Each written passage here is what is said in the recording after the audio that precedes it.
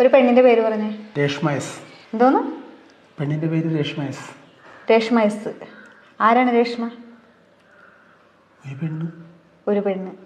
ഒരു പെണ്ണിന്റെ പേര് പറയുമ്പോഴത്തേക്ക് നിങ്ങളുടെ മുന്നിൽ ഒരു പെണ്ണിരിപ്പുണ്ടല്ലോ, എന്റെ പേര് പറയാൻ പാടില്ലേ? നിന്റെ പേര് പറയാനല്ലേ പറഞ്ഞത്, ഒരു പെണ്ണിന്റെ പേര് പറയാനല്ലേ പറഞ്ഞത്. ഞാൻ പെണ്ണല്ലേ?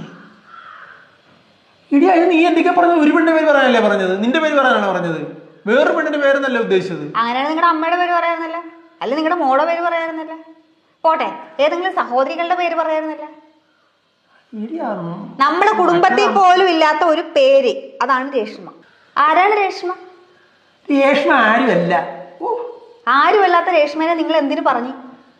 ഇടി ഒരു പെണ്ണിന്റെ പേര് പറയാൻ പറഞ്ഞപ്പോഴേക്ക് എന്റെ വായി വന്നൊരു പേര് രേഷ്മ എന്നായിരുന്നു. അങ്ങനെ ഒരാളില്ലടി. അങ്ങനെ ഒരാളില്ലെങ്കിൽ പിന്നെ എങ്ങനെ നിങ്ങളുടെ വായിൽ ആ പേര് വന്ന്? 10ാം ക്ലാസ്സിൽ ഉണ്ടായിരുന്നതാണ്. അപ്പൊ നിങ്ങളുടെ ഫോണൊന്ന് ചെക്ക് ചെയ്യേണ്ടി വരും.